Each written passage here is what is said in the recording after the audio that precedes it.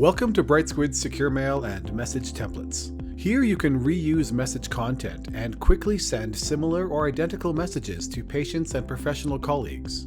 Let's take a look at how this great time-saving feature works. Go to the Compose screen to create messages to send. Notice this drop-down list of templates.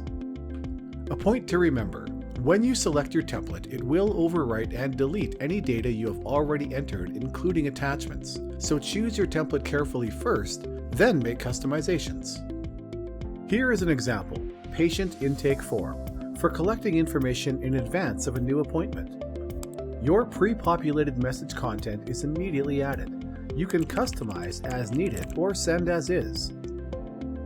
The built-in placeholders automatically add recipient and sender's names. Address the message, click Send. You can easily send the same message simultaneously to multiple recipients. Rest assured, the messages are fully personalized and patients won't see other patient recipient details. Okay, so how to create your own custom content? Click Templates in the navigation menu on the left of your account. You can select from the preset list of fully customizable templates, or create all new templates from scratch like this. Click on Create New Message Template. Name your template. This part will not be visible to your recipient. Give your message a subject line.